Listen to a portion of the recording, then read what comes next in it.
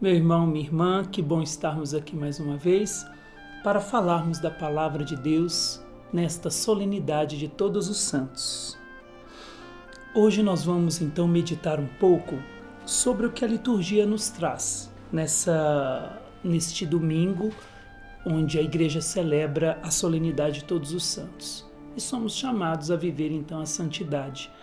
A santidade é a vocação para todos nós. Somos convocados por Deus. Sede santos, como vosso Pai Celeste é santo. Eis a nossa vocação, sermos santos. E hoje, se nós pegarmos, eu gostaria de pegar com você o Evangelho, que está em Mateus, no capítulo 5, nos versículos de 1 a 12. Então, existem alguns detalhes aqui importantes para a gente poder compreender a liturgia deste domingo. Então, vamos lá comigo. Você que tem a sua liturgia em casa, ou quem sabe a Bíblia, as Sagradas Escrituras aí, você pode pegar comigo em Mateus capítulo 5, versículo 1 a 12. Na verdade, é o sermão de Jesus sobre as bem-aventuranças. Vai dizer assim o Evangelho: Naquele tempo, vendo Jesus as multidões, subiu no monte, sentou-se. Vendo Jesus as multidões, subiu ao monte e sentou-se. 3 coisas que Jesus faz. E essas 3 coisas são muito importantes para a gente poder compreender. Então Jesus vê, a primeira coisa, vendo a multidão, Jesus vê com aquele olhar criador do Pai. Lá no livro do Gênesis, Deus viu que era bom. Então Jesus vê, da mesma forma que viu Levi, da mesma forma que viu os discípulos quando os chamou, aqui Jesus vendo as multidões. Qual a decisão que ele toma? Vendo a situação da multidão, uma multidão, quem sabe, perdida como ovelhas sem pastor. Jesus vê a partir da vontade do seu Pai. Então Jesus vê do alto as coisas. Então Jesus vê a multidão, o que ele faz? Sobe ao monte para poder ver e ensinar do alto do monte, porque o monte, nas Sagradas Escrituras, é o lugar da presença de Deus, o lugar da glória de Deus. Todas as vezes que subimos ao monte, ainda mais na Bíblia, todas as vezes que se sobe ao monte, se sobe no lugar da presença de Deus, para estar mais próximo de Deus, entrar na glória, na intimidade com Deus. Então Jesus sobe ao monte para estar na vontade do Pai e para poder falar aquilo que ele sempre escutava do Pai. E sentou-se. Sentou-se como um grande rabino, como um grande mestre que senta para poder ensinar aos seus discípulos. O Evangelho vai dizer que os discípulos se aproximaram e Jesus começou a ensiná-los. Essa atitude de Jesus de subir ao monte nos lembra um pouco o que aconteceu lá no livro do Êxodo, no capítulo 24, quando Deus vai dizer a Moisés: sobe até a mim, sobe até o monte, para entregar para Moisés os mandamentos, os 10 mandamentos. É interessante a vida de Moisés, porque Moisés sobe ao monte, Deus dá para ele as tábuas da lei, os 10 mandamentos, para que esses 10 mandamentos pudessem conduzir o povo do deserto até a terra prometida. Então os 10 mandamentos seriam aquilo que iria conduzir o povo até a terra prometida, para não se perder na beleza do caminho, mas ser conduzido na vontade de Deus. Então os 10 mandamentos aqui representam a própria vontade de Deus, codificada em leis, a própria vontade de Deus revelada e escrita em tábuas de pedra para serem escritas no coração do homem. Só que Moisés sobe, recebe de Deus os 10 mandamentos, e lá no capítulo 32 nós vamos ver então Moisés que precisa descer até o povo e entregar para eles as tábuas da lei. Aqui no Evangelho nós vemos um outro gesto. Jesus como novo Moisés, que sobe ao monte, só que leva com ele os discípulos. Olha o que diz: os discípulos aproximaram-se e Jesus começou a ensiná-los. Diferente de Moisés. Moisés sobe ao monte e desce com os 10 mandamentos. Jesus, ele desce do céu para subir com o seu povo. Moisés subiu e desceu até o povo. Jesus não. Jesus desce até o povo e o leva até o monte o monte da presença de Deus. Jesus então se esvazia de si mesmo, se torna um conosco, assume a nossa carne para levar o homem até o monte, fazer com que o homem se aproxime da vontade de Deus. E aqui, como o novo Moisés, Moisés recebe os 10 mandamentos. Jesus agora, como o novo Moisés, vai ensinar para o seu povo, para os seus discípulos, a nova lei. E que nova lei é essa? As bem-aventuranças, que se nós contarmos juntamente com o versículo 12, nós também vamos contar 8 bem-aventuranças, o versículo 9, a nona, e o versículo 12, se nós lermos como bem-aventurança também, alegrai-vos e exultai, nós vamos ver então que se completa 10 bem-aventuranças como os 10 mandamentos recebidos por Moisés. E a primeira bem-aventurança, nós vamos ver no versículo 3, Jesus dizendo: bem-aventurados os pobres em espírito, porque deles é o reino dos céus. Então depois nós temos todas as outras bem-aventuranças. Nós vamos ver que apenas 2, o verbo está no presente, que é bem-aventurados os pobres em espírito, porque deles é o reino dos céus, o verbo no presente. Todas as outras, os verbos estão no futuro. Serão consolados, possuirão a terra, serão saciados, alcançarão misericórdia, verão a Deus, serão chamados filhos de Deus. Depois nós vemos: bem-aventurados os que são perseguidos por causa da justiça, porque deles é o reino dos céus. Então, apenas 2 bem-aventuranças estão no presente, todas as outras referindo-se a um futuro, para dizer para nós que nós estamos nesse mundo como pobres e já possuímos a terra. Essa terra que Deus fala é a terra prometida, a nova Jerusalém, o céu, a eternidade, aquilo que Deus tem preparado para nós. Agora, todos os verbos estão no futuro para dizer que a nossa recompensa, a promessa de Deus, não é apenas para esse mundo passageiro, mas o nosso olhar deve estar para a eternidade. É de lá que virá a promessa de Deus, é lá que ela se realizará em plenitude na nossa vida. Aqui nós temos apenas uma antecipação da grande promessa de Deus na nossa vida, mas o nosso olhar deve estar, os nossos pés nesse chão, mas o nosso olhar voltado para as coisas do alto. Para os montes elevo os meus olhos, de onde me virá o meu socorro? O meu socorro vem do Senhor que fez o céu e a terra. Ou seja, o nosso olhar deve estar voltado para a promessa de Deus, mas uma promessa que virá no futuro de Deus, no amanhã de Deus. E o amanhã de Deus para nós é a eternidade, aquilo que Ele já conquistou para nós. Por isso que as bem-aventuranças estão referindo-se ao futuro. A nossa promessa, a promessa de Deus para nós não está nesta terra apenas, mas está para a eternidade, e essa eternidade que nós esperamos. Só que eu gostaria de ficar com vocês hoje nesse versículo 3 que vai dizer bem-aventurados. O que é essa palavrinha bem-aventurados? Porque todas as bem-aventuranças começam com essa palavra. Bem-aventurados os pobres, bem-aventurados os aflitos, os mansos, os que têm fome e sede, os misericordiosos e etc., como você pode ler aí na sua Bíblia, no capítulo 5 do Evangelho de Mateus. Essa palavra bem-aventurado, ela aparece pela primeira vez nas Sagradas Escrituras, lá no livro do Gênesis, no capítulo 30, versículo 13, quando se fala do nascimento de um filho de Jacó. Ou seja, é a ocasião do nascimento de um filho. Zilpa, que é serva de Leia, ela vai dar à luz ao seu segundo filho de Jacó.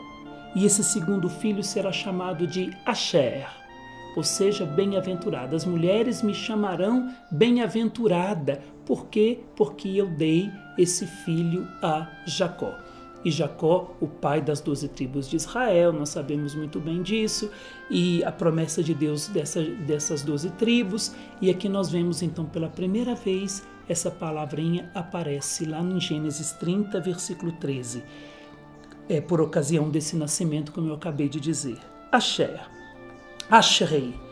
Assim saiu. Só que Aqui nós vemos o Evangelho de Mateus, como todo o Evangelho, foi escrito em grego, mas a palavra não saiu, a palavra bem-aventurado, não saiu em grego da boca de Jesus.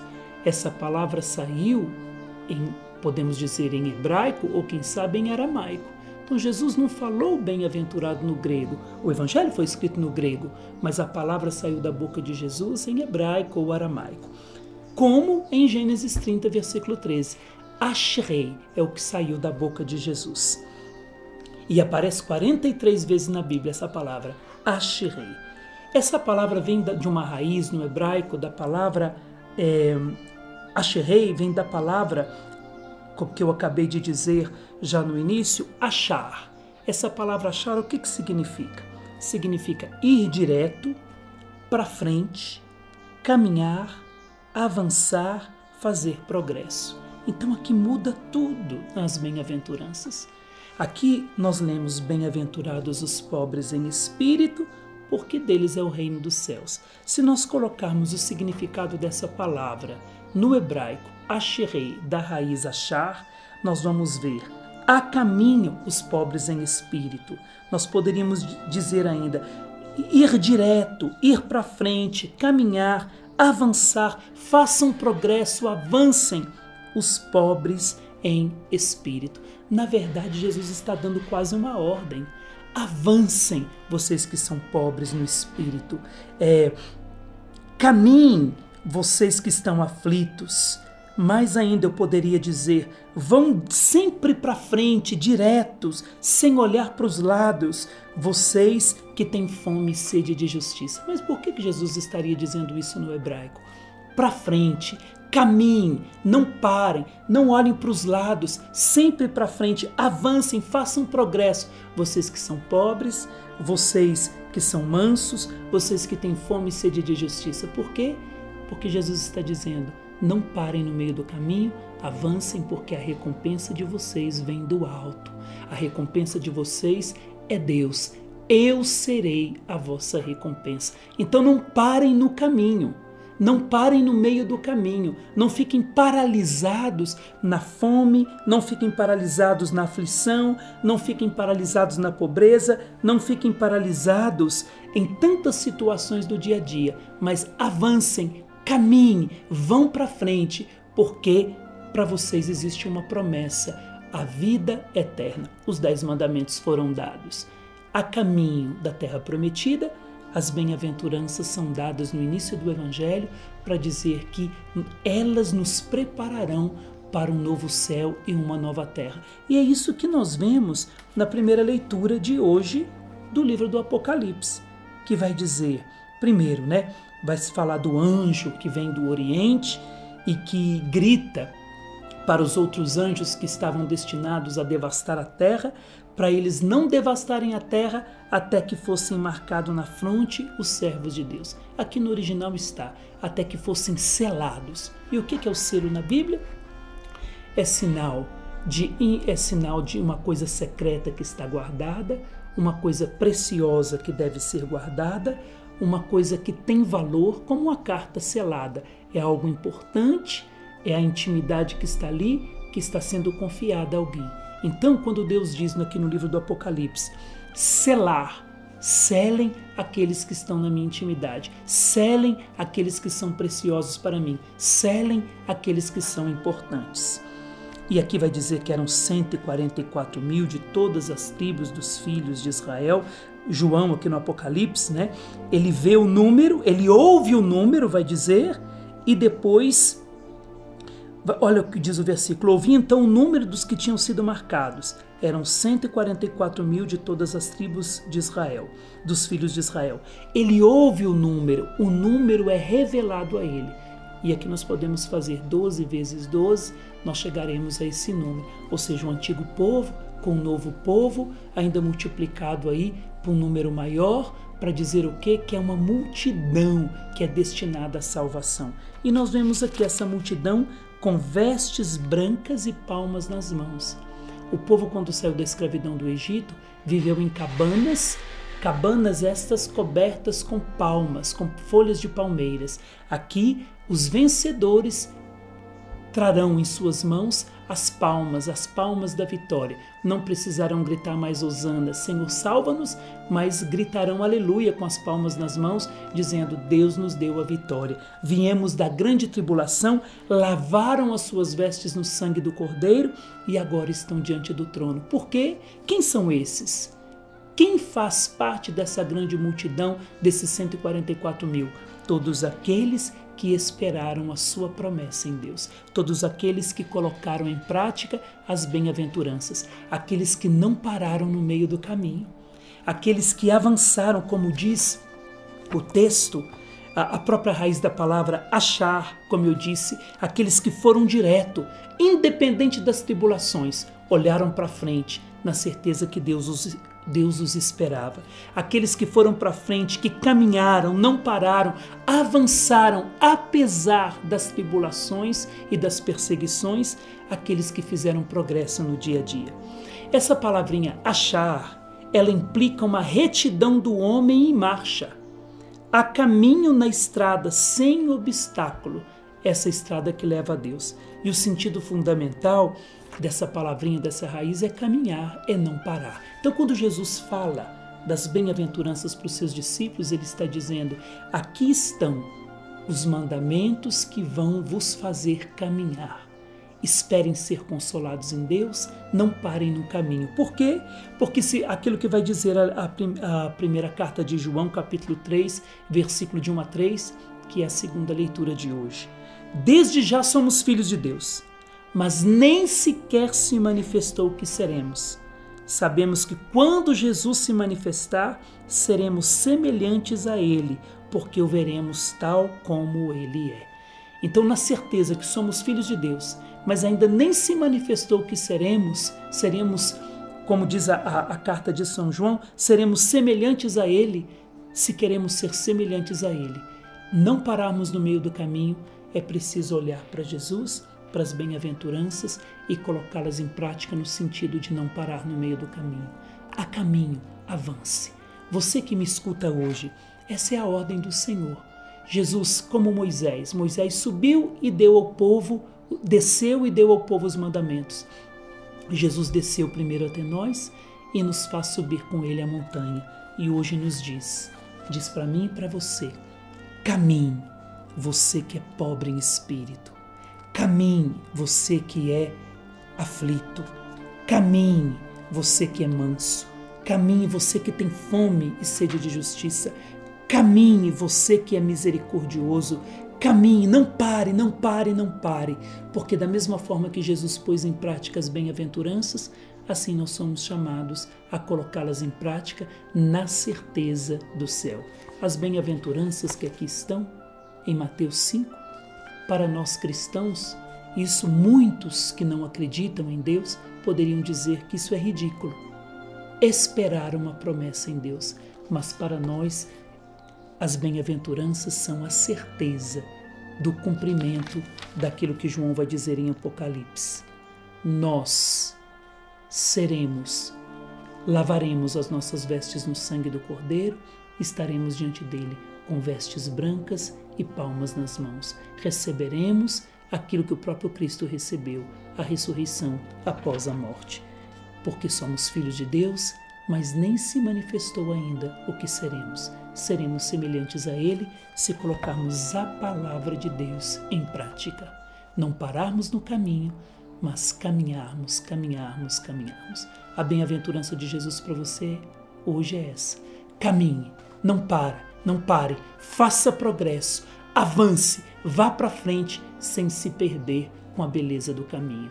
Porque nós olhamos para frente de onde nos vem a promessa de Deus, que para mim e para você é a eternidade. Então que Deus lhe abençoe e ao escutar as bem-aventuranças nesse final de semana, escute saindo da boca de Jesus para você. Caminhe, avance, faça progresso. É um novo nascimento, como foi na vida de Jacó, assim será também na sua. Caminhe e não pare, porque nós não podemos parar no meio do caminho, porque o Senhor nos espera no final da estrada. Ele que é o caminho, nos esperando para cumprir em nossas vidas a sua promessa. Ele será o nosso único consolo. Que Deus abençoe você.